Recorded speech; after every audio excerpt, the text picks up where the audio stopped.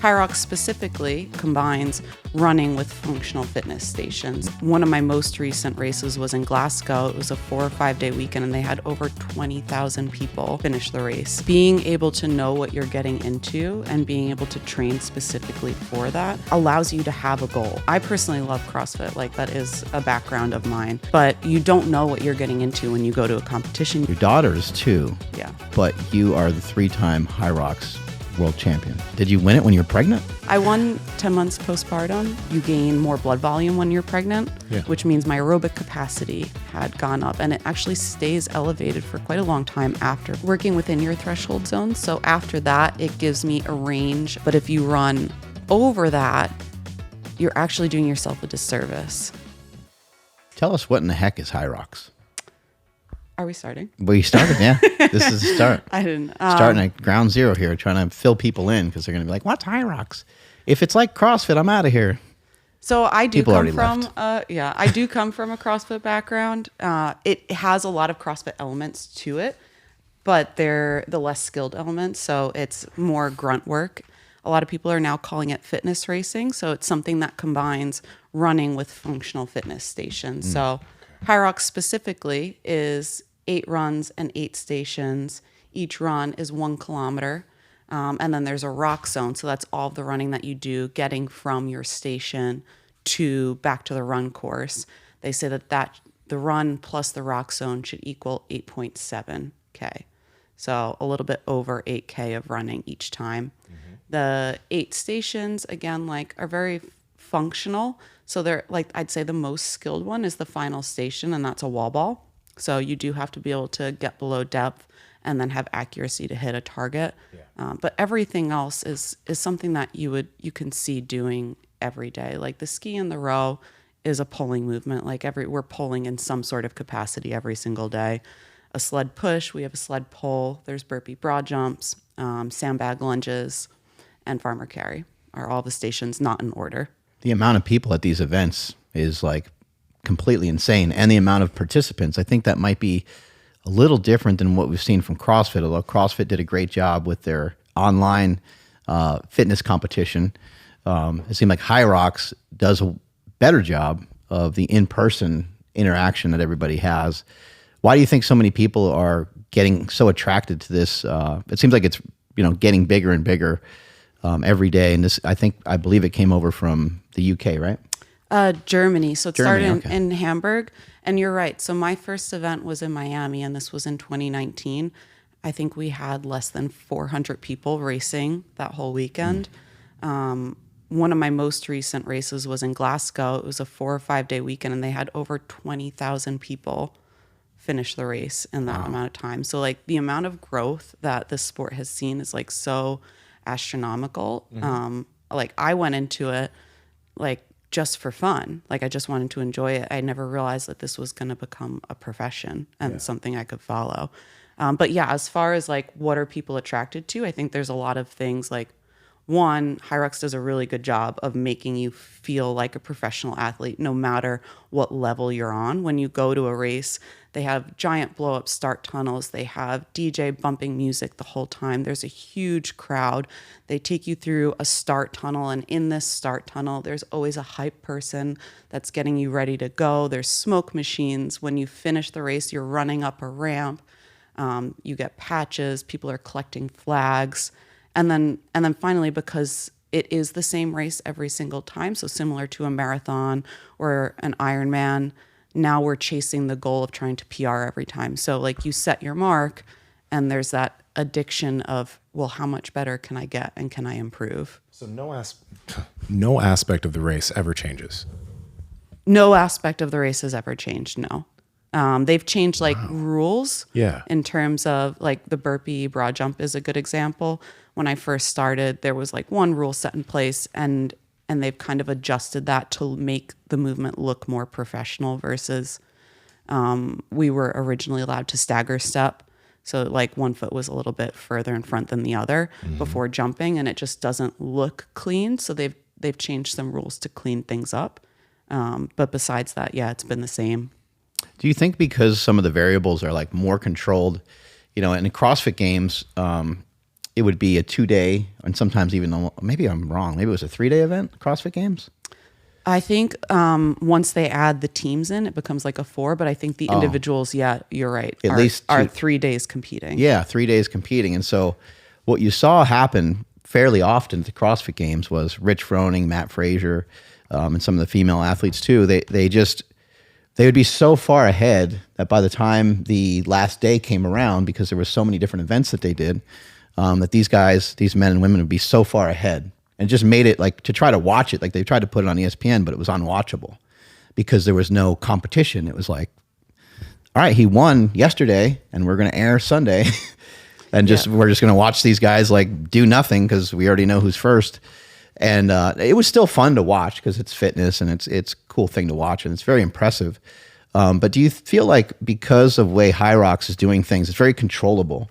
I'm sure they can do it outdoors, but most of the events I've seen are indoors.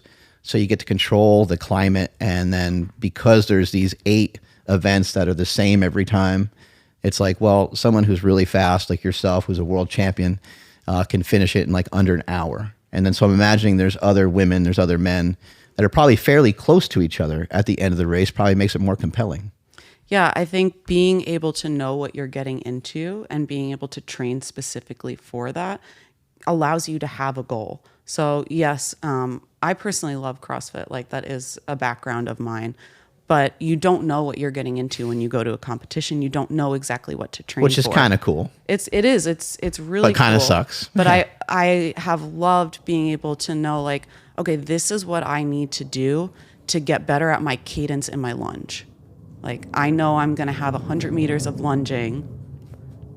Sorry. I know I'm going to have 100 meters of lunging every. Yeah, I've definitely heard it. But yeah.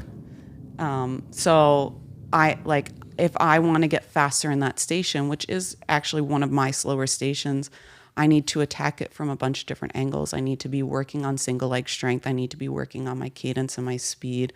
I need to work on my power output. And then there's still a run after that. Like I need to be able to make sure that no matter how hard I'm pushing on that lunge, I can still run after it.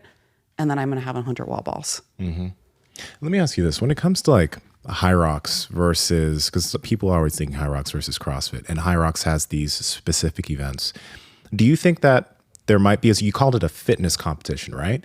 Do you feel like there's any aspect that might be missing that you maybe fill in within your training? Or do you get the gamut of fitness by training for Hyrox? No. So I fully believe that to have a complete fitness routine, you need to expand far outside of the 8 movements that we're doing. Okay. I like, they call them simulations to like redo the race and all the stations. I very rarely do that. Like my training is very much many movements outside of what we're doing. And so I do a lot of cleans. I do a lot of snatches. I do a lot of dumbbell work. Okay.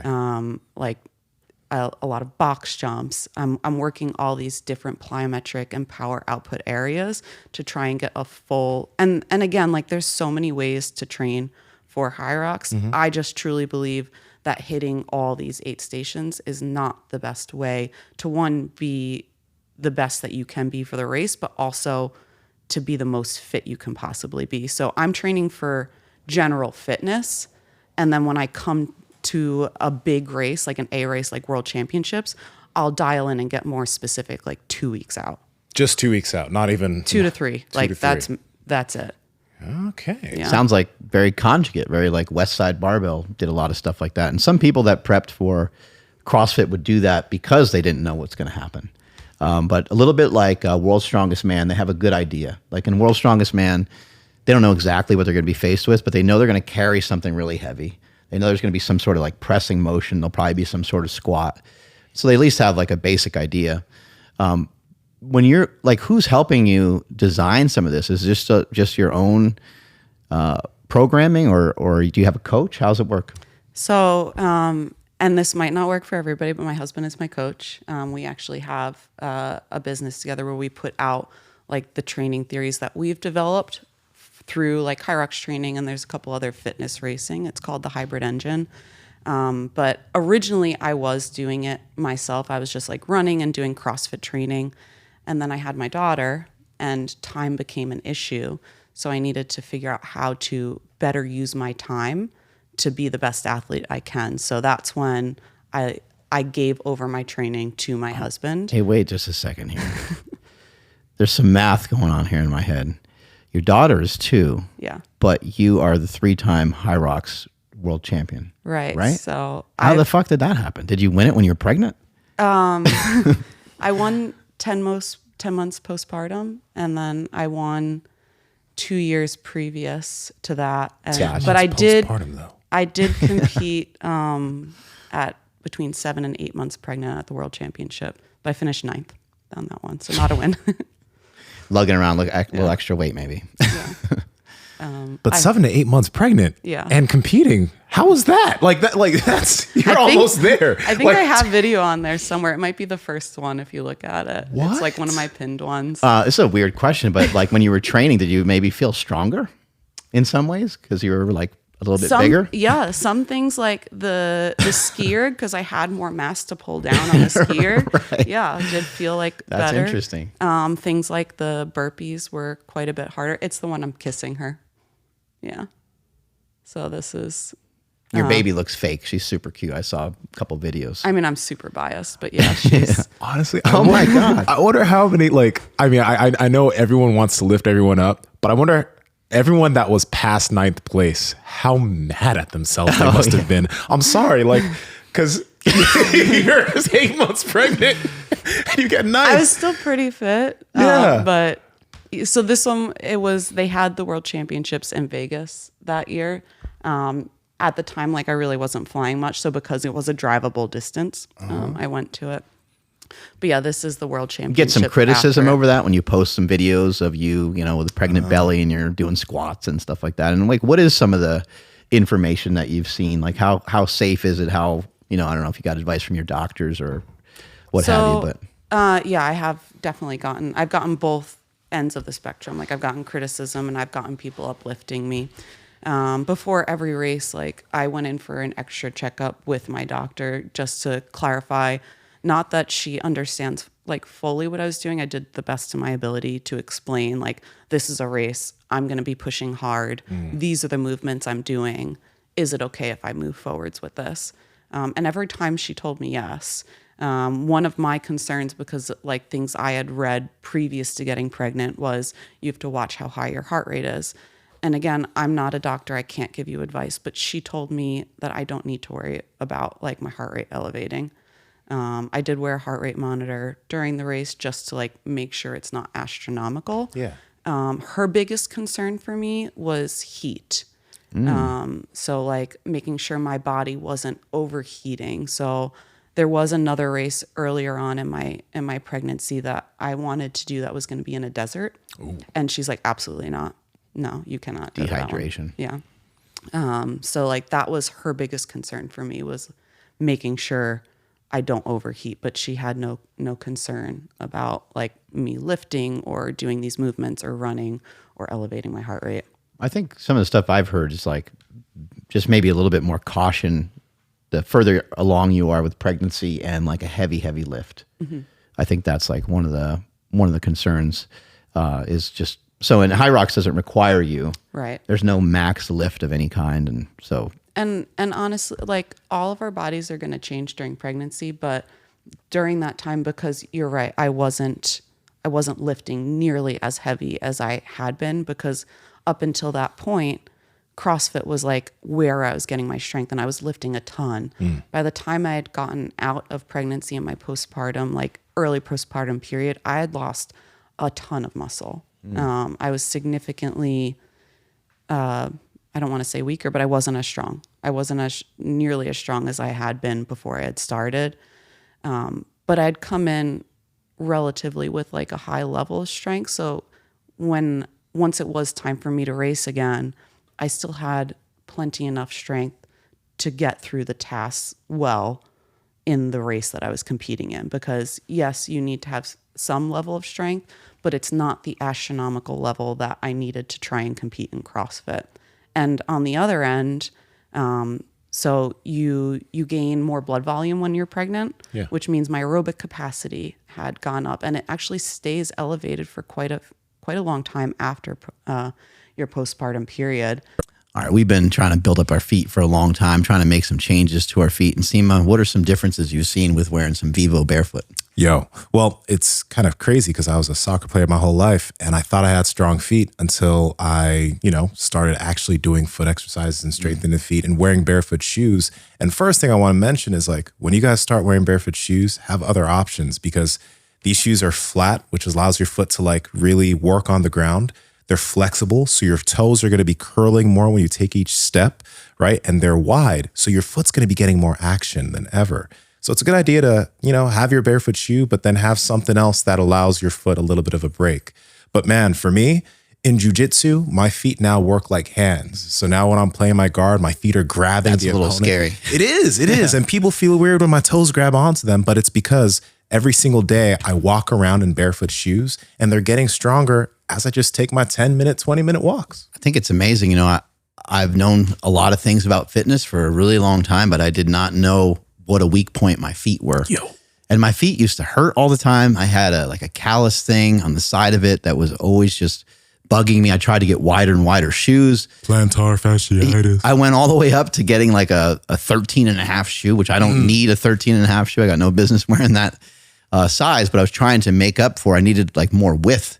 But most of the shoes don't have it. And people like Chuck Taylors, they like Vans, they like Nikes, but almost all those shoes are fairly narrow and they're kind of hurting people's feet. And so you want better feet, get yourself a pair of Vivos. So my aerobic ability was now like so much better. And I'm sure it's regulated by now, but I came out of that period a significantly stronger runner, just not quite as strong in my lifts. Wow. What did you, what kind of sports and stuff did you do when you were younger? Like how'd you start getting obsessed with being fit? Because you obviously been fit for a long time. It's not like you just started Hyrox out of nowhere. So, like my first and true love was soccer, and I've played that my whole life. I was doing, there we go. I was doing even adult leagues, like through the beginning of when I had started Hyrox, because as I had said, it was for passion. Now that it has become more of a profession, I'm not currently doing any soccer. I will hope to get back to it. It's just the risk of injury right now is a bit too much for me to jump into. Yeah. So it was soccer and then swimming as well. So those were my two big sports growing up. So a lot of running, a lot of pivoting, a lot of its explosiveness with soccer combined with like all the aerobic capacity that you get from a swimmer and learning breathing techniques and holding your breath and being able to work under duress. Is some of your advantage maybe some of that explosiveness? Like what do you think is the attribute that you have to where you're able to win a world championship? I think mindset, honestly, is a big part. Like because everyone already has a lot of the tools, right? And I think a lot of people have a strong mindset too. I've just, even from when I was younger, I remember being in like playoff games and our team would be down. I specifically remember a game we were down 7-0 and like, yeah, it was awful. Yeah.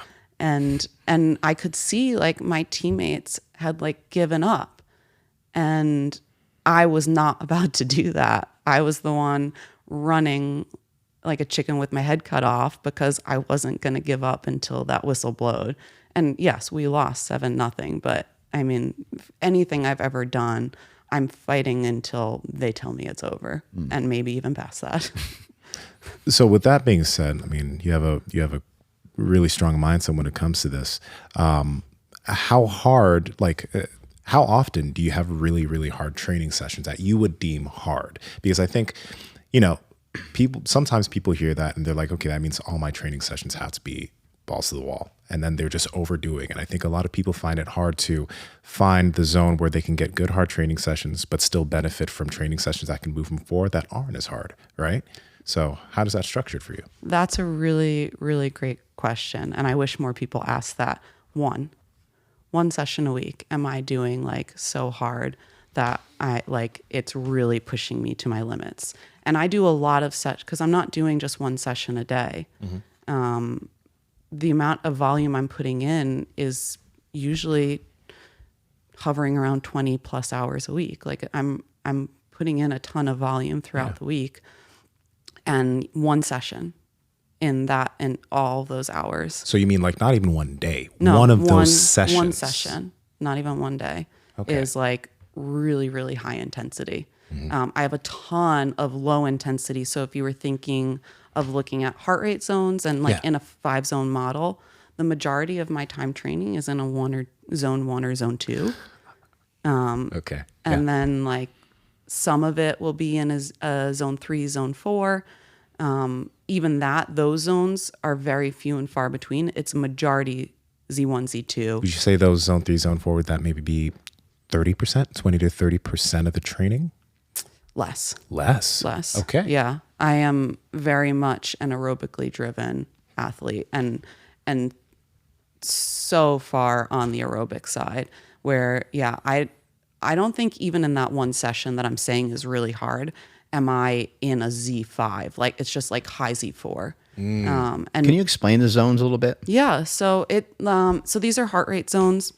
And they're going to be different. And are you wearing a heart rate monitor? Or are you monitoring it like in different ways? Because you've been doing it for a long time. I have a tan line from my heart rate monitor over here, but what's the brand and what do you use? Like just so people have. So I have a Garmin on right now. I'm going to switch to have more accuracy in terms of a chest strap. Gotcha. But the armband that I was using was a Coros. Okay. Is a Coros, and they have watches as well. You can get heart rate monitors off of Amazon as well that are, if you want it on your arm. But I'm going to try I like the matching models. So I'm going to do Garmin to Garmin. But yeah, so the zones are going to be different depending on like your heart rate, depending on who you are. So I have a very low resting heart rate. So what is it? Mine is like a 37 wow. to 39 on average. Yeah. Wow. I'm going to live to be 160 years old. Maybe. But I'm also like so much smaller than you guys. Like I'm 5'3" and you guys are probably over 6 feet. I mean, yeah. But so my zones are lower. Like my Z1, my Z2 is lower than maybe I think someone's Z2 might be like a 120 to a 135. Like you might see that pretty often. Age plays into it as well. Age plays into it as well. Like the amount of training you've done, the type of training. But I use those for context, zones just actually, my zone 2 peak is like 156. So it's like, that's much, much higher than yours, right? Yeah. So, and I'm heavier too. So it's like, it can range. And give people a little reference too. A lot of times they say just an easy way to find it. And there's other ways to find your kind of ideal zone 2 heart rate, but they just say like 180 minus your age is a simple way to kind of get halfway decent number. And it'll give you like an idea. And there's ways to like, you can get things like that tested. You can go into facilities, but yeah, if you want a general idea, an age way to do it will help you for sure. I think like if you are training a lot, it might not be as accurate. Because that wouldn't be accurate at all for you. I don't think it would be accurate for me, but like for the majority of people, that would work. It's a base. It's a start, and then also they say like if you can nasal breathe, right? But that's going to be dependent on the person too, because someone could train themselves to be able to like probably go like a 170 heart rate and probably nasal breathe through some of it. But the lower intensity stuff allows us to be available. So I'm able to come back and train every single day instead of drilling myself like into the floor and maybe not being able to do the session I wanted to do because I worked so hard the next day. You don't need to do, or at least I don't believe you need to do such hard sessions all the time to move the needle. Like the needle movers really, I think, only need to be once a week. A question for you too on this, because I think this is really cool. We had Chris Hinshaw on the podcast. We've talked to him extensively about this for multiple episodes. And how first question, how many years have you been training like this? So specifically the way I'm training right now, since I had my daughter is when everything changed. But in terms of building like my running volume, I started doing that in high school. Like I joined a lacrosse team, and this is kind of like where my running journey started. I joined a lacrosse team like my senior year of high school. I'd never played before. And I I don't want to be a weak link on a team. Like I want to be an asset to my team. So to make sure that I could do well, I would take my lacrosse stick and the lacrosse ball and I would practice cradling, and I would like run a mile down the street to our local church and throw the ball against the wall a bunch of times. This was before school. And then practice cradling and running it back to home, get ready for school, go to school, and then just like have that extra touch and that extra practice before I went to practice later in the day, because I wanted to be somebody that could help the team and not was like holding them back. And through that process, I learned I loved just running. So eventually, like I dropped the stick and just like kept building on those miles. Yeah. And reason I asked you that is because like I think sometimes when someone is within a zone 2 heart rate, let's say they're testing it, they think that intensity is like too easy because the output that they have. Usually I think sometimes they're like, I could do much more than this, but then the heart rate skyrockets and then it really beats them up. But for you, I'm assuming that over time, your expenditure within those workouts continued to increase while your heart rate stayed at this level. So now like your workout may actually be something super hard for somebody else, but because you've built that capacity, it's now your zone 2. And this exactly, like it is all individual. And my journey, I'm 35 now. So my journey through like starting to do these easy runs is now a 20-year process. Yeah. So in terms of, I've started adding more quality work over the past 3 years. But the easy running and the base of it has been a 20-year journey. Yeah. I like this, these lunges you were trying to do. Ryan, if you can back that up to the lunges. This is not an easy setup. You have to have a little bit of weight, and you do your lunges and you get like partially the way through it. And then you have a toddler run some interference. And then it looks like she's got like what does she have, like a foam roller? Like so those for like glute bridges, like the little hip rest pads. So but she wants to get in. She's like, I want to. Yeah, she grabbed. So that's what we use for her sandbag. So she grabbed and starts doing her. So I am incredibly privileged in that I have all this equipment at home and I can do all this stuff at home. And we found a house where one of the garage doors opens straight into the backyard. So she can run around in the backyard while like got the home. You're like thinking that this is my gym. Like that's the way you're kind of. Oh, that was the process. That's so great. Most women are maybe concerned about the kitchen and so forth. No, we needed a 3-car garage. We needed a flat land so that I. Oh my God, she's setting up for something dangerous in the background. Oh yeah, no. If you watch her, she's about to hang. That's so awesome. Wow. Oh my God, she's an animal. Yeah, no, she's. Yeah, she can probably do that for a while. How long do you think she can hang? I think she can probably go for about 10 seconds. It would probably be the most, which is really good for a 2-year-old. Yeah.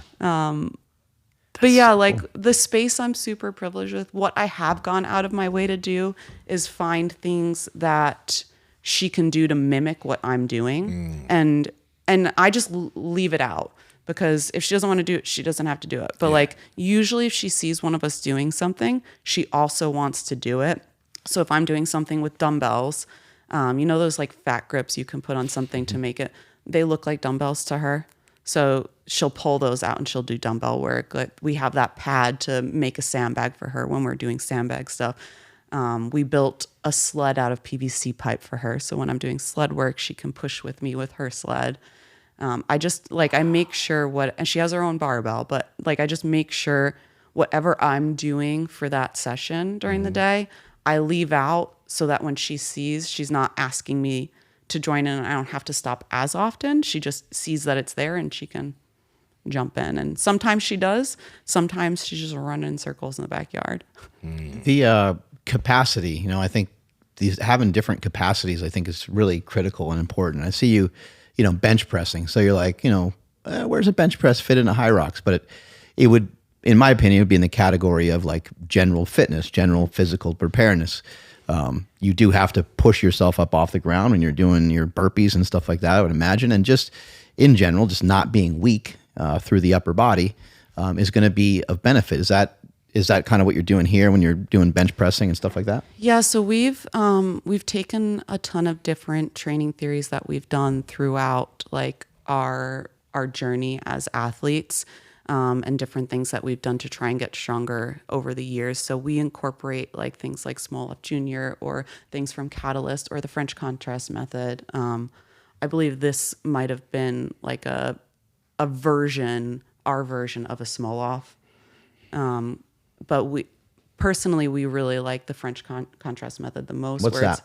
So it's where you're doing a lift that's heavy and then you're pairing it with a plyometric. So for us, like it's a squat into a high box jump or maybe a front squat into an explosive 10 seconds on the assault bike.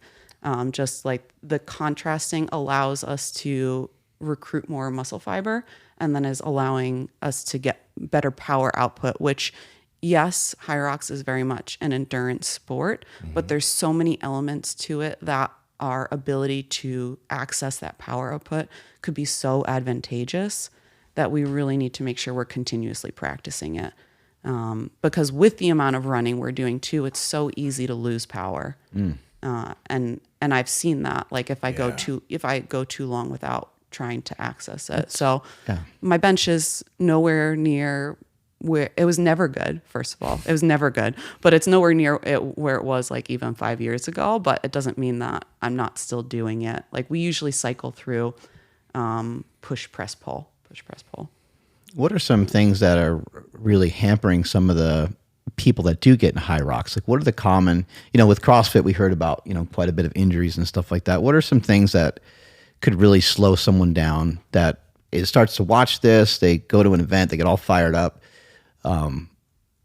I'd imagine you got to start kind of slow and you have a long history of, at least, some informal running through like running around on soccer field and lacrosse and so on. And so when someone starts this, what's something they should really be kind of looking out for?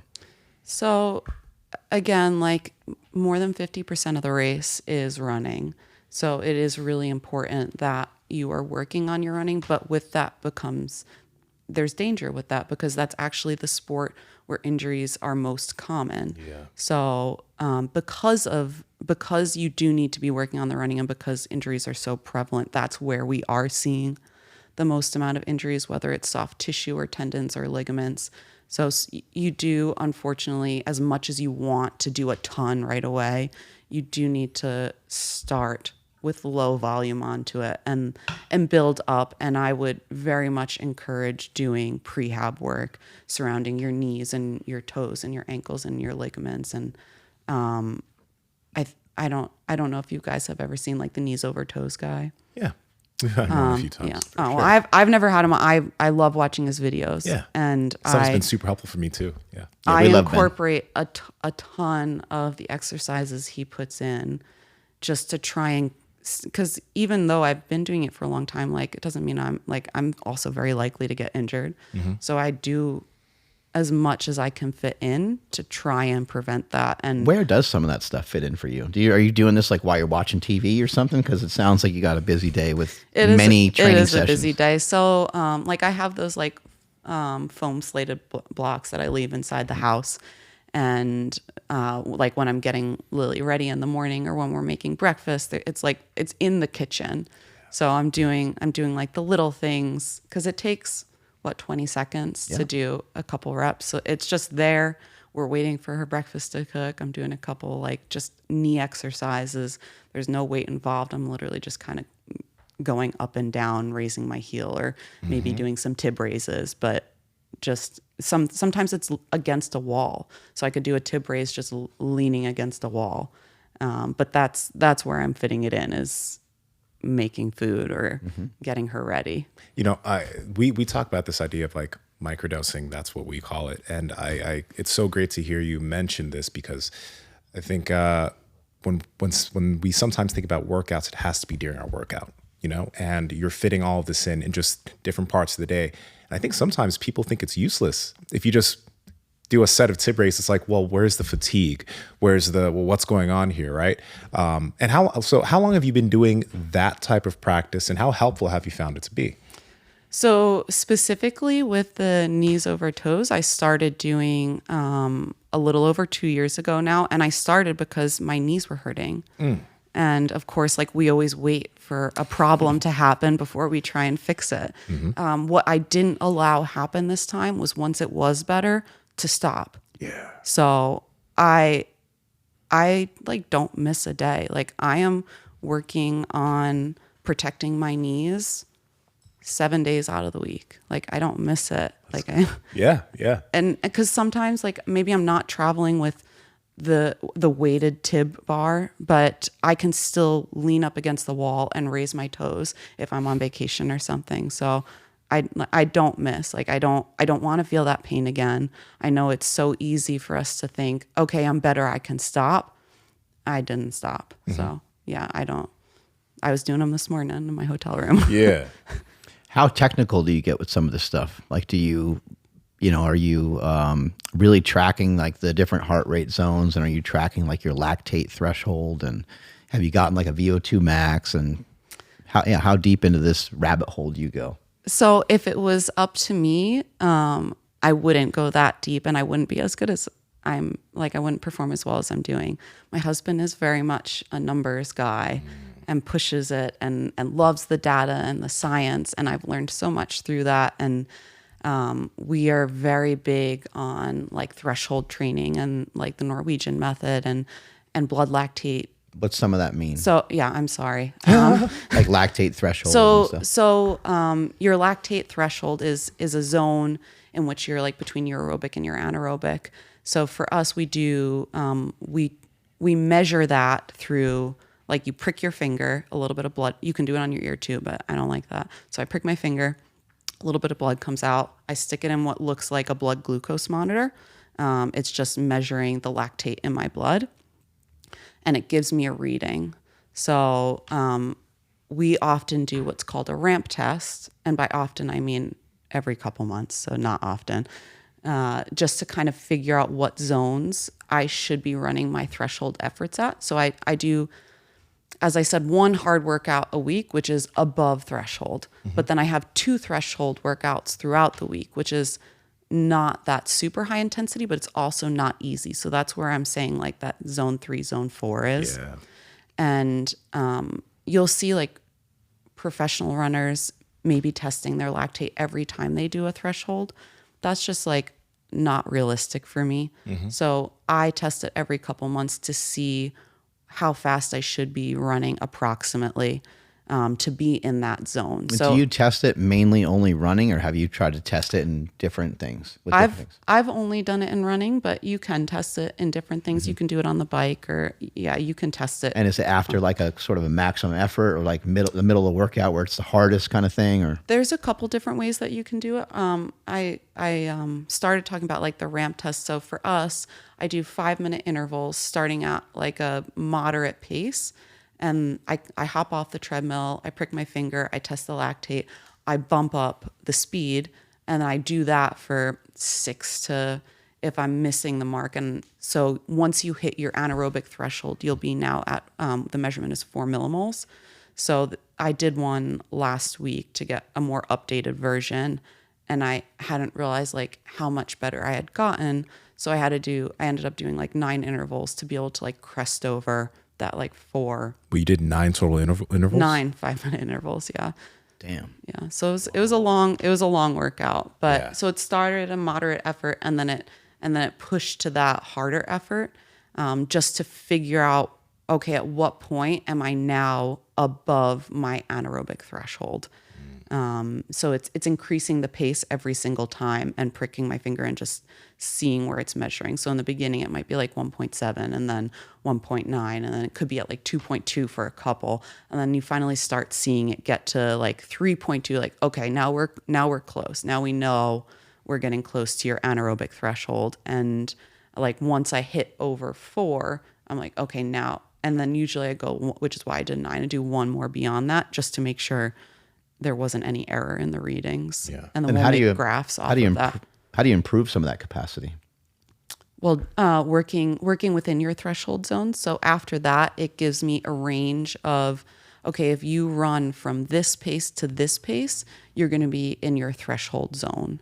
But if you run over that, you're actually doing yourself a disservice. So you're no longer in that threshold zone. So like overworking is not going to make you better all the time. But you also don't want to be sandbagging, which is why like I was getting an updated test. And of course, other ways to improve that is doing some VO2 work as well, like added on there. So you can, I think the easiest way to do it is just adding strides to an easy run. So you can do your easy run, and then when you finish, or even during if you want, just do 3 to 5, 15 to 20 second sprints. Just make sure you're warm, because like sprinting is also where a lot of injuries come in. But that will help your cadence, your turnover, your power output, which will then like translate into just being a better runner, and it'll increase your threshold as well without being in that threshold zone. The way that I use methylene blue is very similar to the way that you're using it. I don't use it every day. I think things that push that button to change your mood, you might want to be a little cautious with it. In my opinion, and the feelings that I get from methylene blue, it does change my mood a little bit. It's a mood enhancer. When I go out and run, I feel like I do have a little bit more endurance. I do feel like I can breathe a little bit better, but that could also be, I've been training very hard as well, so it could be an adaptation to that as well. But as we've had, David Herrera and many other people have come on the show before, they basically just say methylene blue is a electron donor, and it allows the body to utilize energy just more efficiently. And I don't know if I can feel that per se, but I know that I feel better when I'm running, when I'm using methylene blue. Yeah, post sessions of grappling, that's when I usually use. I use it 2 or 3 times a week. Post sessions of jiu-jitsu, I always feel like I have more energy, like much more energy than I typically have, which makes me understand that, if I did want to go for longer sessions, I could, but it also helps me understand that I'm going to be recovering better for my next session the next day, which is a big deal. But yeah, I think that if you guys, first off, this stuff is great because it's third-party tested. Methylene blue, in other sources like the stuff that you'll see on Amazon or like random websites, there's no regulation. So a lot of people have levels of toxicity from the supplement because it's not dosed correctly. And there are other things in that methylene blue. Again, this is something that is lab made. It's not you know what I mean? So you got to be careful. And this is why we like using this stuff, because we know it's not going to mess us up. You can go on their website. You can go on the Transcriptions website, and you can get a report of the third-party tested methylene blue and double, triple check it for yourself. In addition to that, they have the Canatine, which I have not used that much, but when I have used it pre-workout, I did notice I get a zip from it. I think it has nicotine in it, along with a couple other things to go along with the methylene blue. So do yourselves a favor, check out Transcriptions, check out what they got. Strength is never weakness, weakness never strength. Catch you guys later. You still have to work on that threshold zone to get better, but that will accelerate it. I'm curious about this when it comes to, because I think I've seen so many more people trying to get workouts in at home, right?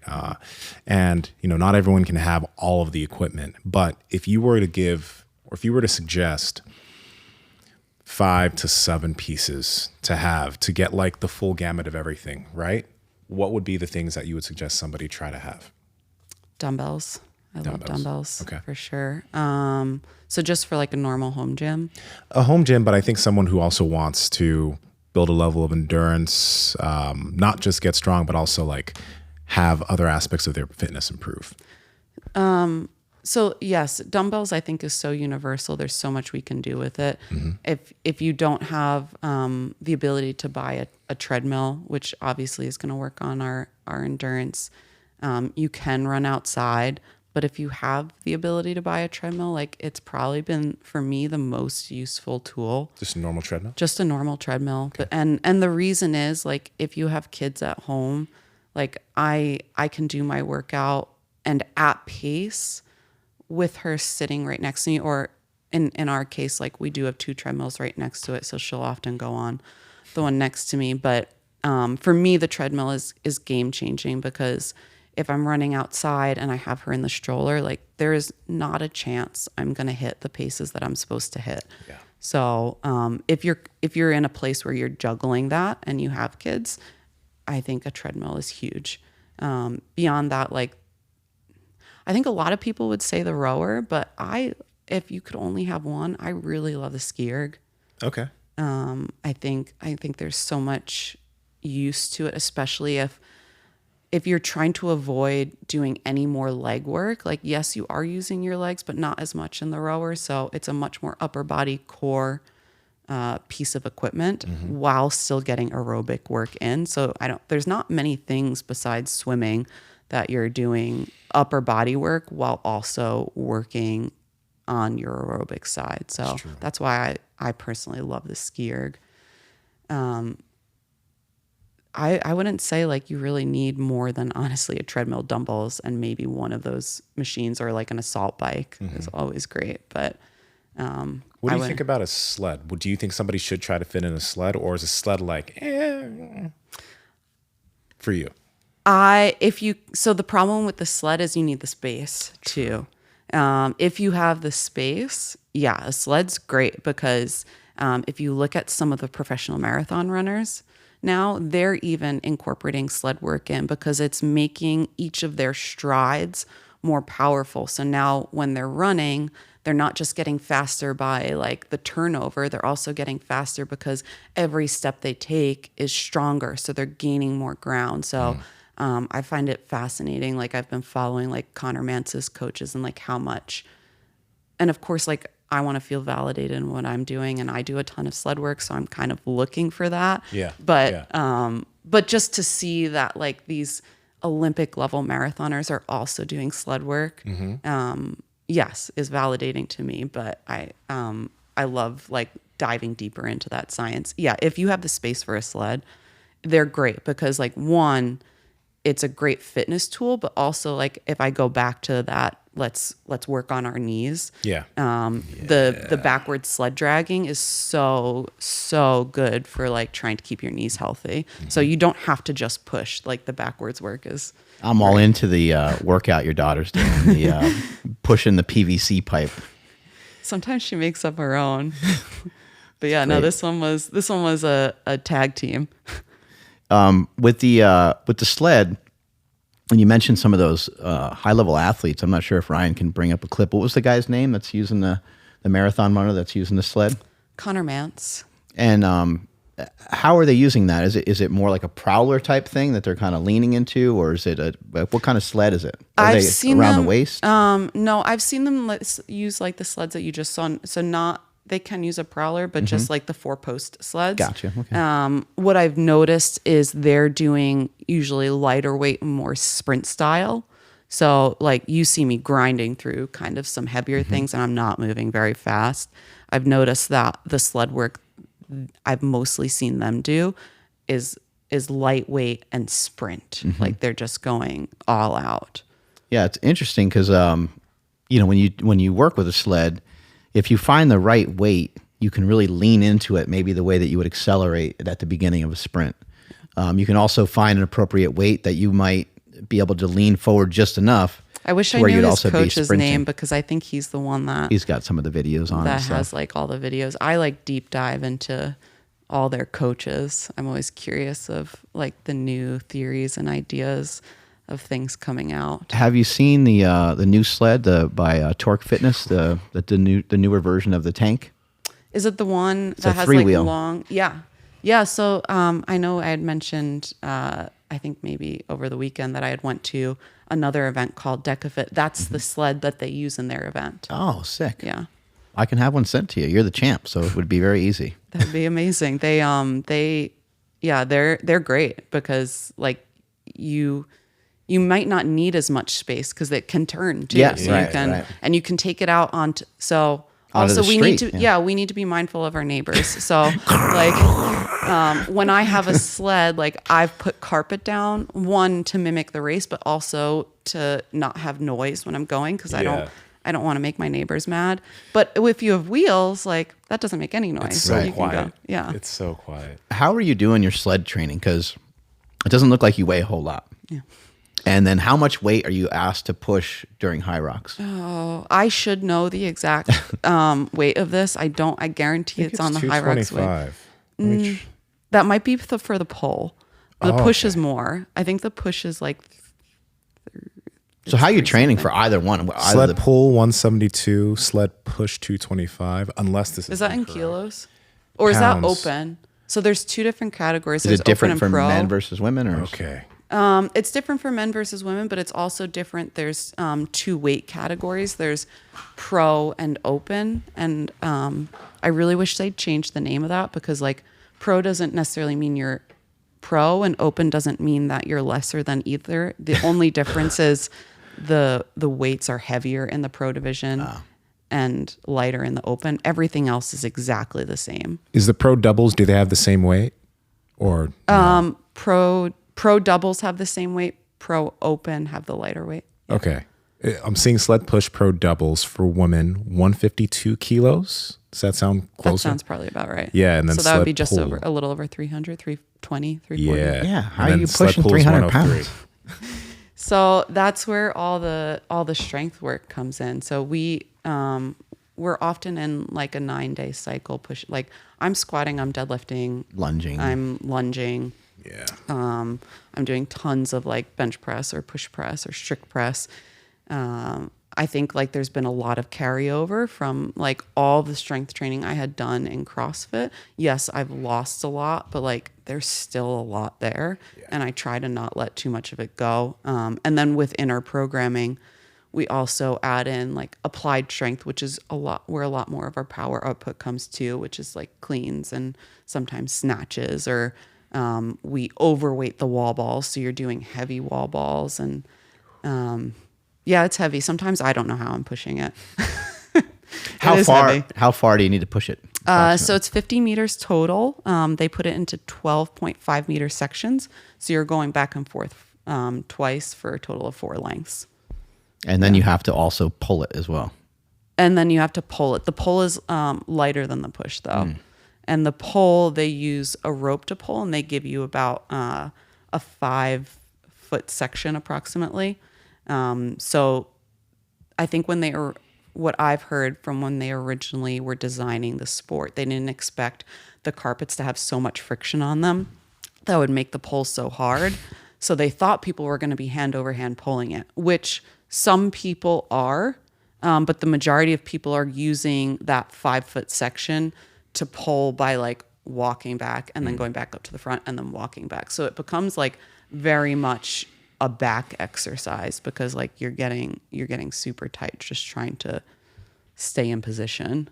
You work on some deadlifting and stuff like that for that, or not really? Yeah, I think like deadlifts and pull-ups, which you wouldn't think because it is not really an arm pulling movement, but we do a lot of pull-ups in our training, and I think it translates to the Skierg even more so. Yeah. Now, going back real quick too, because you mentioned you do multiple workouts a day, and I know all these workouts are programmed; they're intentional. But generally, what is the length of some of these? Because you mentioned 10 minutes, right? How often are they 20, 30 X minutes, or do they generally range between 10 to 15 minutes multiple times? Or? The core stuff, yes, is usually 10 or less minutes. Okay. And we're trying to work on core minimum 3 times a week, usually like 3 to 5 times a week. But the aerobic pieces are 45 to 2 hours. Like those are much longer pieces. So like 45 minutes to a 2-hour piece. And again, those are, if it's 2 hours, that's like very much closer to, as I had mentioned, like a zone 1 type of workout. You will see some that are around a half hour long, but yeah, so strength, like with warm up included, is probably less than 30 minutes. Applied strength around 20 minutes, maybe. Core 10 minutes. It's that like easy work that is taking an hour, 90 minutes, potentially 2 hours. So that's where like the long pieces are. Okay. Yeah. You mentioned the treadmill and how it has some convenience for you, especially because of your daughter and that situation as well. But what I like about a treadmill is it really has a lot of controllable variables, where sometimes you're outside and maybe it's just way hotter than you expected for the day and you forgot to bring hydration with you or something. You're just out there, you're dying, and you're supposed to have this like particular pace, and you sort of just are having trouble keeping it. when you go on a treadmill, it's like, well, you better keep pace with what you're doing. Otherwise, you're just going to fly off the back of the damn thing. Yeah. It allows you to be mindless. So it's like really nice to get on. And sometimes that might be my harder workout, but I can still turn off and just, okay, this is the pace I'm going to do. Like, this is what I know I'm capable of. Like, I have science and data that backs up, like, this is what I should be running. So I'm going to do it. I'm going to get it done. And it always happens. Like, I'm always able to get it done. But yeah, I love being told by the treadmill, like, this is what's happening. How fast do you need to be awesome at Hyrox? There's a range. So like, there's some people that are really, really good at the stations, and they don't have to be quite as fast. But the sport is developing for sure. Like, when I came in 2019, I think I was more on the strength side and less on the runner side. And I was able to get away with that because the sport, not that it's not in its infancy now, but it was like really, really new. As it's developed, you've seen the running be incredibly more important. And that's where you can take 5 seconds, 10 seconds, maybe 20 seconds off of a station. But in all of that running, there's minutes that you could potentially be taking off as you're progressing. So it really depends on what your goals are. I'd say, I wish I could give you like the average range of like how fast you need to be. But in that one of those last clips, you'll see Miriam Von Rohr, who actually just won the CrossFit Open the past 2 years. She's incredibly fast on the stations, but maybe not one of the fastest runners on the field. But she's still, like, when she races, she can be like up in the top packs. She's won European championships before. And so she's like a really good example of like, you can do well if you hammer those stations, but you need to be somewhat decent in the running as well. These athletes are muscular, so that's interesting with running being a big component, because a lot of times, like, runners aren't usually, they're not normally very muscular, or they're lean, but they're kind of on the skinnier side. What do you think makes Hyrox athletes kind of end up with maybe a little bit more muscle mass? Is it because of the other requirements of some of the stations? I think right now a lot of it has to do with maybe some of the sports that people have been coming in from in the past. Some people we have had people come in from powerlifting, so they are already muscular. But we've also seen a lot of people come in from as triathletes, which, yes, they're very endurance based, but they also traditionally have more muscle on them than a typical runner. I think we haven't had too many pure runners come in, and you like and be at the elite level. There are a couple, so I don't want to say that there aren't any, but you do see that if you were to go to the, like I said, 20,000 people raced in Glasgow. Like, you see people of all body shapes and sizes, and some people might be a little bit smaller than others. But yeah, generally you see fairly muscular people. Yeah, Hunter McIntyre is pretty jacked, and he's pretty heavy. Like, he's a tall guy. It's not like he weighs like 170 or something. I mean, he's got to be 210, 215. Yeah, so he's he's definitely the biggest frame in the elite field, but for sure. And I find it so impressive what he's doing, because he is an anomaly. Like, there isn't anybody. I think he's hilarious too. He's cocky, but he's funny. And there isn't anybody doing what he's doing at his size, like, in this elite field right now. So it's very impressive to see him run with some of the top guys when he probably outweighs a lot of them by like maybe 30 pounds. This has nothing to do with Hunter McIntyre, but is Hyrox drug tested? It is. Yeah. Oh, cool. It is. But right now they're only doing it for the elite field. So it's not like everybody, and they've only been doing it in competition. I would love to see us have to like sign something that does out of competition. So like randomize, for example, in CrossFit, you can just have somebody knock on your door and be like, hey, pee in a cup. We're not at that level yet, but we've only been in this stage for about a year where they've been doing the testing at like within the event. So I think it's just a stepping stone. Yeah. I think it's going to continue to evolve. And I think one day we'll get to the place where maybe they're doing some out of competition testing. But so yes, there is drug testing right now, but it is only in competition. And I do think we need to do more than that. Did you get any opportunities to train with some of the other female athletes? Yeah. So I had mentioned earlier, we have our programming business, and it's called the Hybrid Engine. And we have, I think there's 4 majors throughout a year. And one of the majors, we had 9 athletes compete in the elite field out of so there's 15 men, 15 women, and then 30 total. We had 9 of those 30. I used to live in Salt Lake, actually, with one of the girls that was on that team with the pink sports bras that you had passed. We recently moved back to Vegas, but she was at the same gym as me. But yeah, we've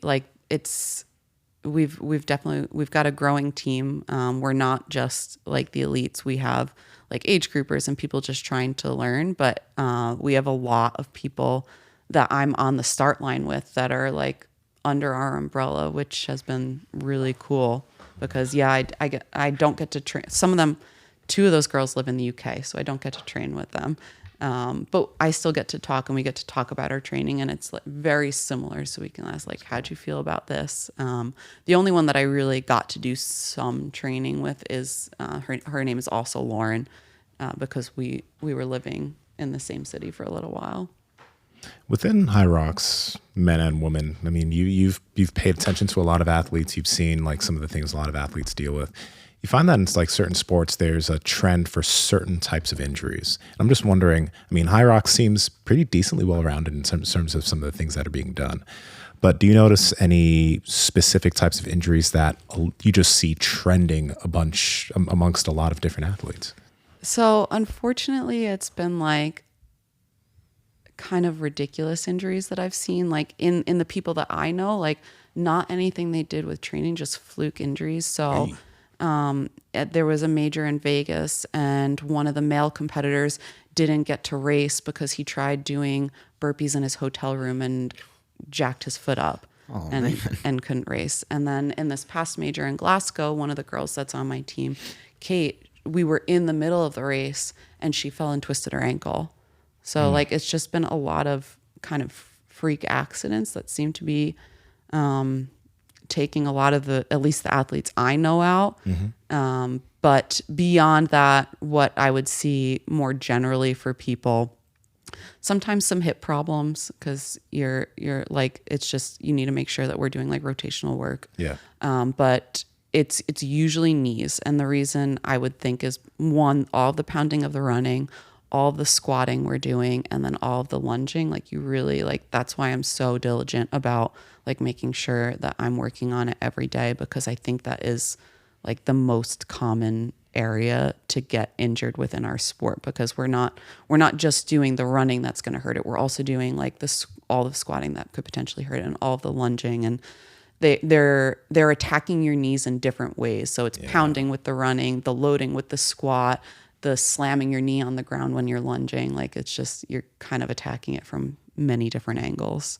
Gotcha. Have you by any chance noticed anything with feet with people? The 2 things you mentioned were ankle and foot. Have you noticed anything else with people's feet? Just because somebody's coming into this, there's a sled, there's a running, there's just a lot of stuff on the feet, right? So there's a lot of stuff on the feet. I haven't noticed, but I would expect it. I just haven't noticed as much with it.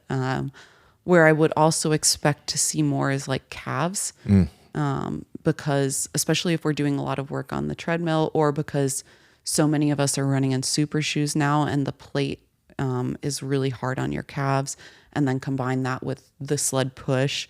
So now it's a lot of calf work there. So that's where I would expect to see more that I haven't seen as much of yet. Random question about the treadmill, actually. And Mark, you too. Now, I don't do much treadmill running, but do you guys notice do you have to propel yourself differently on a treadmill, or does it mirror outside running pretty well these days? Just because I remember in the past when I used to run on treadmills, And then running outside, it just seemed totally different. But maybe that was just because of the shitty treadmill I was using. No, I think you're right. I think it is different. Okay. I think if you look at your treadmill to make sure it's not on a 0 incline, a lot of people say to mimic running outside to put it on a 2. I put it on a 1. I think it works fine. Okay. But I do think that if I leave it at the 0, it feels like I'm almost running downhill, which I don't want to get used to that. Mm-hmm. But like what is great with the treadmill is when I'm not doing a speed session, I can bump up the incline and work on strength running. Yeah. So that is probably my favorite part beyond like setting a speed and knowing I have to hit it, that I can use it for another way to like build some strength in the legs. I think a lot of running too is like it's a little more up and down than we think it is, rather than just forward. Obviously, you are propelling yourself forward. It's very clear that you are, and so running outside is going to have a different impact, and your hamstrings probably need to be in there a little bit more. But I've found for myself personally that the skipping and the kicking back of your leg actually being really productive for me personally to get into better positions. Almost like a weight would shove me into position in a squat. As I go faster on a treadmill, it's going to kick my leg back into positions I otherwise might have trouble getting into. Okay. So for me, and for that reason, people need to be a little cautious too, because you start going too fast and doing that too aggressively, kind of out of nowhere, you could be, compromising yourself. But I think, yeah, if you're asking a treadmill to like do all the work that you're going to get from outside, then you're probably making a huge mistake. You need to definitely, if you're going to use a treadmill, you definitely got to get your outdoor work too.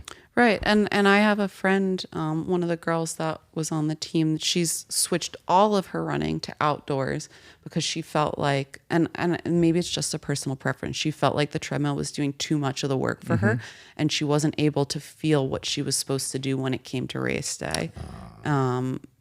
I personally haven't come to that point. I still feel that I can access the speed like on the race course. But that could be completely person to person. So I think that's something people would need to play around with. And if they really are having trouble with it, I would bump the incline up a little bit because it will instantly make it harder. It's an interesting thing because you could go potentially a little faster than normal. So like, let's say you wanted to try like a 7-minute mile, and that's not normally what you can do, outside. You might be able to achieve that on a treadmill. So because the tread is like going underneath you with every turn. Make sure you're picking your foot up. But that might be kind of a decent training tool. Just kind of as long as you're not trying to cash in what you're able to do on the treadmill with exactly what you're able to do outside, and I think you'd be okay. Would you say the volume split for you is 50-50 or like more outside, more treadmill, or more treadmill, more than outside? More outside for sure. Okay. Anything easy I'm doing, unless it's like a warm up for a treadmill session, I'm outside. Okay. It's like, so my threshold session, both my threshold sessions throughout the week, anything that I need to be at a certain speed, I'm on the treadmill. Gotcha. I will never go to a doctor ever again about my general health. All they want to do is put you on pills. Really well said there by Dana White. Couldn't agree with him more. A lot of us are just trying to get jacked and tan. A lot of us just want to look good, feel good. And a lot of the symptoms that we might acquire as we get older, some of the things that we might have, high cholesterol or these various things, it's amazing to have somebody looking at your blood work as you're going through the process, as you're trying to become a better athlete, somebody that knows what they're doing. They can look at your cholesterol. They can look at the various markers that you have, and they can kind of see where you're at, and they can help guide you through that. And there's a few aspects too, where it's like, yes, I mean, no shade to doctors, but a lot of times they do want to just stick you on medication. A lot of times there is supplementation that can help with this. At Merrick Health, these patient care coordinators are going to also look at the way you're living your lifestyle, because there's a lot of things you might be doing that if you just adjust that, boom, you could be at the right levels, including working with your testosterone. And there's so many people that I know that are looking for, they're like, hey, should I do that? They're very curious. And they think that testosterone is going to all of a sudden kind of turn them into the Hulk. But that's not really what happens. It can be something that can be really great for your health, because you can just basically live your life a little stronger, just like you were maybe in your 20s and 30s. Mm-hmm. And this is the last thing to keep in mind, guys. When you get your blood work done at a hospital, they're just looking at like these minimum levels.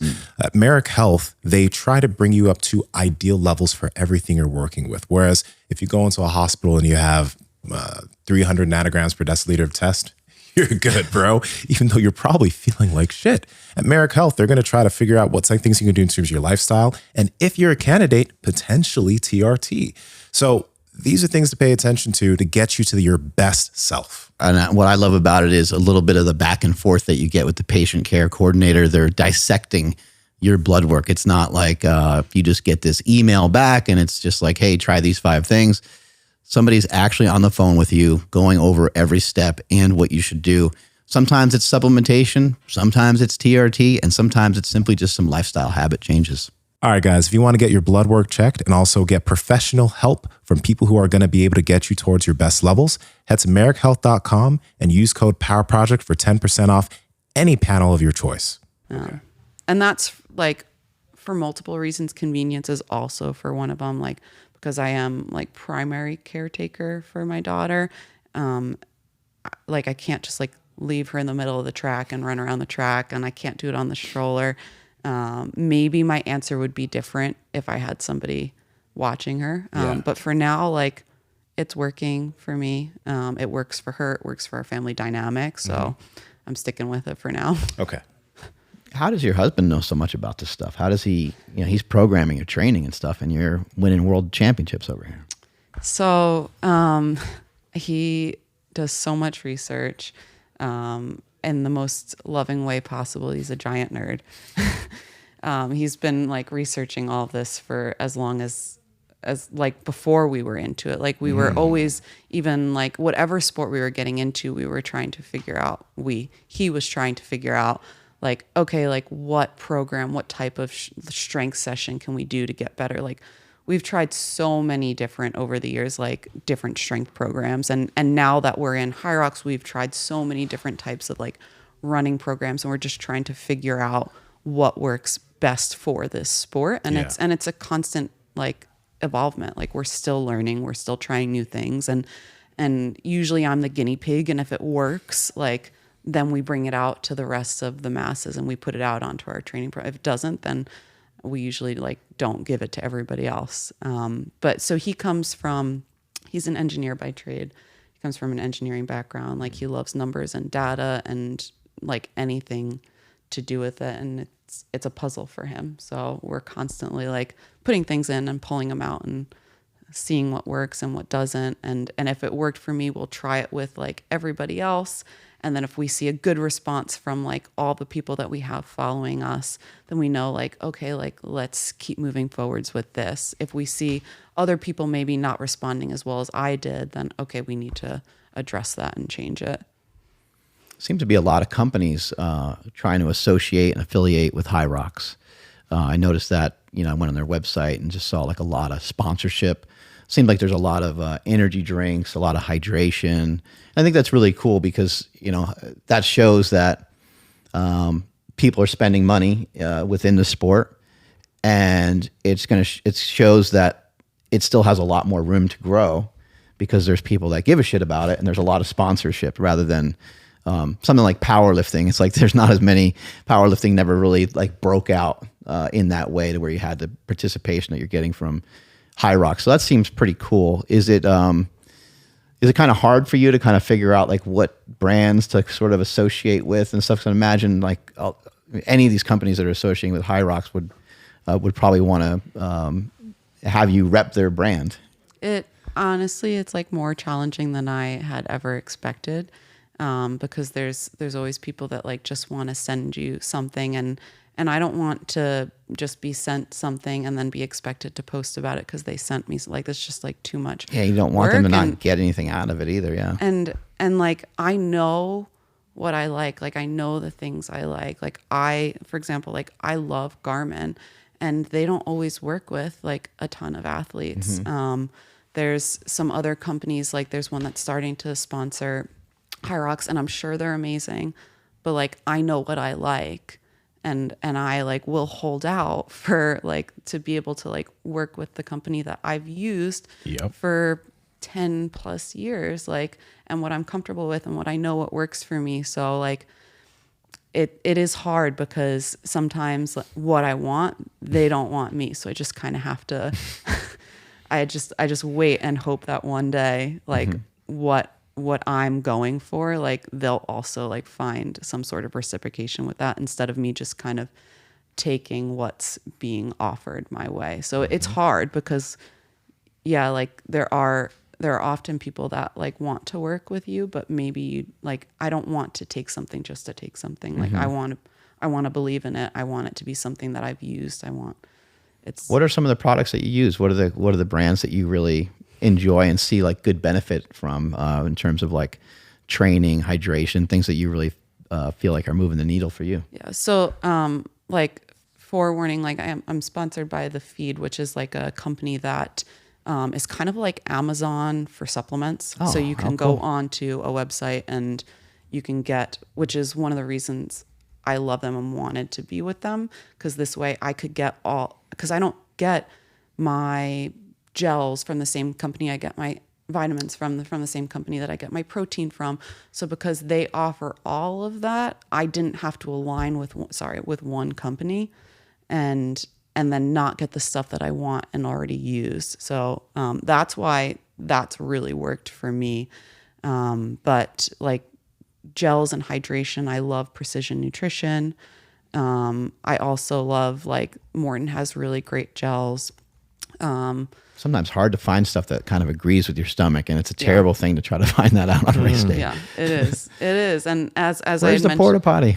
And that's a real thing. Like people do have digestive issues, but like protein powders, I love Ascent Protein, and vitamins I've been getting from Clean and Designs and Sports and Momentous. So like having the flexibility to like go to all these different companies has been really nice, that I didn't have to align with just one. I could still align with a company, but also get all the things I was already using. How do you find like the right shoe? It seems like I test my shoes out sometimes by pushing the sled. Like I've been a huge fan of sleds for a very, very long time. And like I like my shoes to be like comfortable. So I always buy my shoes a little bit on the big side. But then even if I tie my shoes up pretty good and I go to push the sled, my shoes come off. So like, how do you figure out the shoe equation? Because you need to run. You need to run like hell because you're in a race.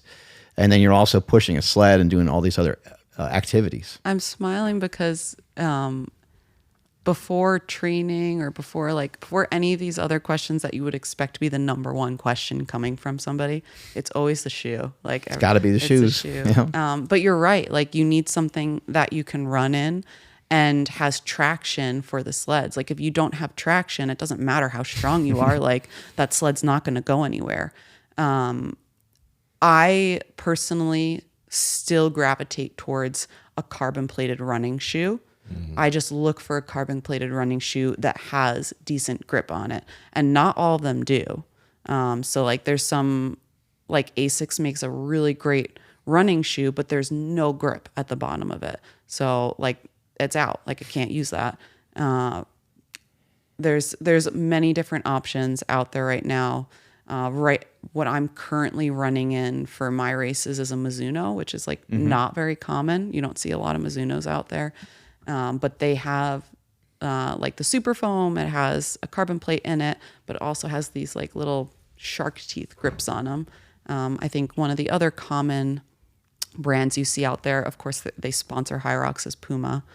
So you see a lot of people wearing Pumas. Often it's also their carbon plated shoe. You don't see a ton of people in like winning their age group or in the elite field, not in like a carbon plated running shoe. So it's finding the brand and the model of one of those that works best for you, but also like it has to have some grip on it. And then in terms of like the shoe falling off, what I don't like about these ones is you can't heel lock it. So it's the tying of a heel lock shoe. So this one doesn't have like the extra hole to heel. Maybe this one does. I don't remember. But heel locking your shoe, most shoes have like that extra hole that we never use.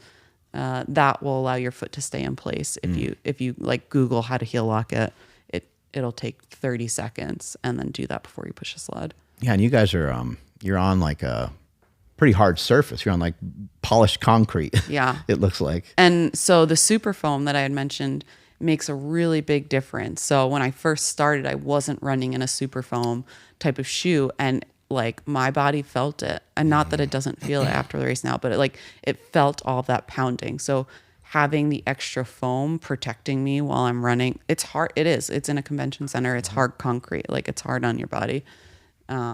Has been really nice. It's so much more comfortable. You were mentioning earlier that you've done a bunch of stuff in sand for your feet. Sounded like it was a while back, but what were you doing? So I would do a lot of like either barefoot walking, barefoot running, and then also, and you can do it with a towel, but like trying to grab the sand with your toes. So strengthening your feet. And it has, like, I'm embarrassed to say it's been a really long time since I've done any of this. But it was, something that I was doing to help strengthen my feet. Yeah, I think lower leg injury, you were saying knees, I think knees, shin splints, ankles, plantar fasciitis, all kinds of different things going to happen to people's basically just lower leg. I mean, that's really... And we don't all have access to sand. So that's why, like, I could try and make the excuse right now that I'm not by sand, but you can mimic some of these things with like a towel and just putting it down and like trying to grab the towel with your toes and pulling it in and out. Yeah. So training your feet would be really smart when you're like in a sport like that. Yes. And that's a really good reminder for me that I should start doing it again. Like I said, I need to send you a link to there's a toe thing I started using recently, and it's made out of like a rubbery foam type thing. And it's on like a little slant. It's on like an angle and has these little ridges in it. And you put your feet on it, but the second you kind of put your feet on it, the second you start to sink into it. And so as soon as you sink into it, you're kind of forced to like grab onto it, bear down. You can do all kinds of different exercises with it. But yeah, my foot has been banged up. I have been pretty resilient. Nothing has really taken me out except for this stupid thing that's going on with my foot right now. And I've had to take, several weeks off of running, and I'm just chomping at the bit to get back to it. I definitely would have loved to run with you while you're here, but I got to wait until this thing heals. How do you handle injuries? Like, are you able to, obviously a lot of times you can work around them, but have you had anything that has sort of completely sidelined you? I always figure out what I can do. I think there's few things that can completely sideline you to where you can't do anything. Like, I'm still training all the time, just can't run. Yeah, like especially like as I talked about, like we have all these erg machines. Like if I can't run, I can get on a Skierg or a rower or the bike, or there's very few things that could stop you from swimming. So like whether or not you like swimming, like it's a great exercise. There's always something you can do, and then beyond that, maybe you have a shoulder injury. Okay, there's other ways you can work your upper body, like whatever that injury is. And same thing with your legs, like whatever that injury is. If it's a knee thing, there's something you can do that's going to like still allow you to do strength work. So yes, I've had injuries. Like that's just like part of the job. Like you're going to have injuries when you're training as much as we do. Even if you're not training as much, it's going to happen. I just always find something else. Like I'm never not moving. I keep my training plan. I look at it of like what I was supposed to do. And then I just look at, okay, what can I do instead of that will give me as close to the stimulus as I was trying to get. And along with that, how's your nutrition? Like, well, what's that look like when it comes to training? It's really hard right now because I've gone through periods of like trying to track macros, and it's just impossible. She's 2.5, and anytime I make food, it's not just mine. So like the thought of trying to like track or measure and then like giving her some, or she's just coming over, I could make her the exact same thing that I've made myself. It doesn't matter. She still wants off of my plate, and I'm not going to tell her no. So like it just doesn't work. So I've had to get better at like knowing, okay, you need X amount of protein. Yeah. So make sure you're prioritizing protein. You're about to go work out. You need carbs. Like this is an endurance event. Like you're about to go do a really hard workout. Make sure you're getting carbs before you start. Just making sure I'm adding fats into it. So I am so far from perfect in my nutrition, but like, But you know how much you got to eat for performance. I just try to do the best that I can, knowing that like when I'm making stuff, it's often not for me, even if it was like initially for me, but I like have completely given up on tracking. It's just like so unrealistic right now. Yeah. Yeah. Yeah, nutrition can be difficult, especially when you have a toddler. But it sounds like you're already tuned in with like what you need, and as long and as it's you're still tuned playing in with around too. Yeah. So like, hey, I had this and this for breakfast before I ran, but I didn't feel like I had a lot of pop or energy. Maybe I add an extra banana onto that. Like, do I feel better the next day? So it's like constantly kind of trying to fine tune it, and I'm never finding the perfect, because every day is different too. Right. So it's just playing around with what might work best. What about sleep? You're able to get any of that? I definitely need more sleep than what I'm getting. I do try. Sleep is, I think, the most important thing. I don't think I'm doing a good job with it. No. We have about 7 weeks now until our world championships. Mm-hmm. So it's time to just kind of, okay, you have these other obligations.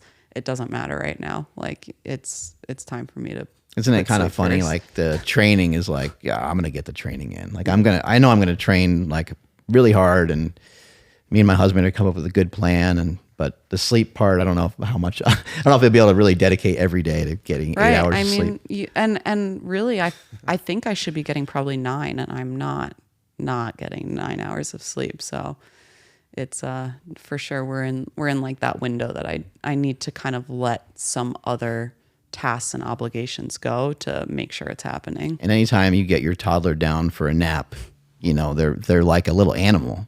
You know that they're just like recharging their battery. So you're like, they're just recharging right now. Like, give me more hell when they wake back up again. She has a ton of energy.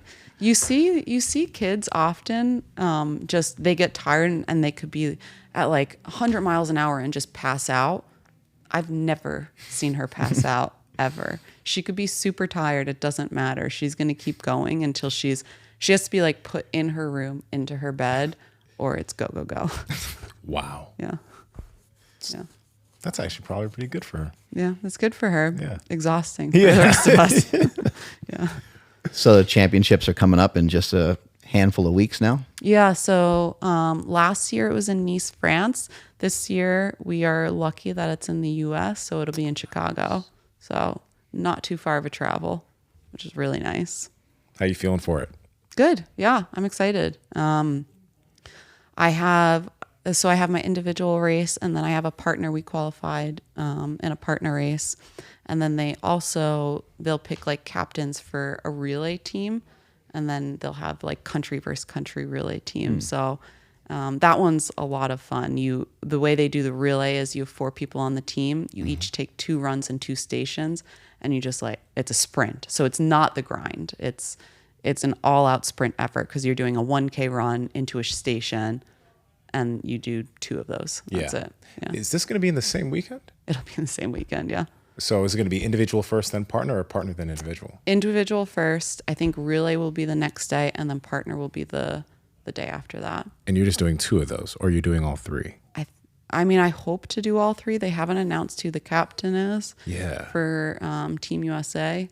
And if it's not me, I hope they pick me to be on the team. So, just a curiosity then, how do you handle the recovery from day to day? Because you're going all out because you want to win. So it's not just, how do you handle So that? we're all prioritizing like that individual race because my partner is also doing the individual with me. Okay. No, it's really, really challenging because our races are evening races. So the women are usually at 6 and the men might be at 8 or something like that. And we're often taking caffeine before we're going. And then you have all the adrenaline. I myself and everybody I've talked to in the field, we don't sleep that night. Like, you're so wired from caffeine and from the adrenaline of the race, like, you don't sleep. So no, you can try as much as you want with the recovery, and it's just not. They need to set this time up different. I mean, what? Yeah. I think like they try and make the spectacle of it for the evening race. And I don't mind being in the evening. The part that I do mind is the fact that I don't get sleep that night. Almost like if it's an individual race, I can't remember the last time I've like slept the night after. Wow. Yeah. What is Decafit? So Decafit is very similar to Hyrox in that like you run and go into a station.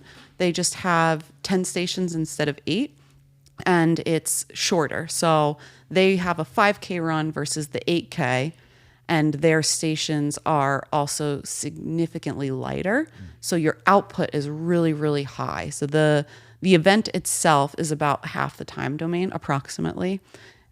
Which means you can access that higher heart rate, because for Hyrox, it's taking us anywhere from an hour. Average time is 90 minutes. People will go upwards of 3 hours. You're not maxing out your heart rate for 1 to 3 hours. But Deca being about a 30 to 40 minute race, you can get into a super high heart rate. So I think like it's more accessible for people to step off the street and do a Decafit. Like the movements are more accessible. It's less running. You can kind of pull somebody off the couch and get them to do one, where it might be a little bit harder to get them to do a Hyrox. The issue is because of how accessible it is, like that encourages you to go that much harder. So for me, I actually find the Deca harder because of like how much harder I can push myself. Yeah. Where I have to very much pace myself in a Hyrox race. There's not as much pacing in the Decafit. What's this community like? Like it's got to be fun, especially for you being the champ when you go to these events. I'm sure like a lot of people want to take pictures with you and stuff like that. It seems like it's an awesome community. I have friends. Shout out to Beckham Big Rig, my friends Zach and Desiree. They're huge fans of this, and they sold their home and they sold their business, and they travel around in an RV, and they love Hyrox stuff so much that they just did an event, I think, in Florida, and they travel around the country and they do some of these things. So I'd imagine the community's got to make you feel pretty good. Yeah, and so the community, like, it is amazing, and it's just when you find like-minded people where you have a shared interest in, and to go to an event. And it's not like, oh, I found one friend that also likes to do something. It's thousands upon thousands of other people that have, invested their life into it. Like maybe they're not like owning an RV and traveling from race to race, but they're spending money on training. They're getting the shoes. They're working on their nutrition. Like they're listening to all the podcasts. They're trying to learn on how to get better. They are traveling to the races. They're getting hotels. Like it's a big investment, both financially and time-wise, to be able to pursue something like that. So when you find other people that are also interested in it, like you just kind of gravitate towards them. And everybody's, from my experience, been incredibly positive and uplifting, and like they enjoy the event. They want to see, like when you're out on the course, like people are cheering for you, but you're also on the course often with hundreds of other people. Like when you're not in an elite wave, it's hundreds of people on the course at the same time. And people are like, if you're having a hard time, somebody's going to run by you and be like, you got this, like keep going. So it's really cool to be able to like have that encouragement, because we're all going to be in a dark place at some point in this race. Mm-hmm. What does it cost? I'm sure it depends on what you sign up for or whatever, but yeah, like it'll in definitely general. depend on what you sign up for. And they've increased the prices over the years. So I would say it's probably anywhere from $120 to $140 for a race. That's my guess. Pretty cool with 20,000 people signing up. Yeah. That's great. Well, yeah, and if it's a doubles, like it's usually like double that. Like the person's still paying like whatever the individual price would have been. I'm not sure about the relay, to be honest. I don't know how much the relay costs. How do people get a hold of you? How can they find out more about your programming and all that stuff? Yeah. So my Instagram is at Lauren_E_weeks. Our program is the Hybrid Engine, and we also have an Instagram for that and a website. You can Google the Hybrid Engine. You might have to like add Hyrox onto it to make sure it's not a car or something that's popping up into your feed. But you can find us on Instagram. And then my husband, who's like the scientific mad mind behind it. If you're looking for him, it's at a wild Parasini on Instagram. A wild Parasini? Yeah. So his last name is Parasini. So and his first name's Anthony. Okay. Yeah. Cool. Awesome. Thank you so much. I appreciate it. Thank you. I appreciate it. Strength is never weakness. Weakness never strength. Catch you guys later. Bye.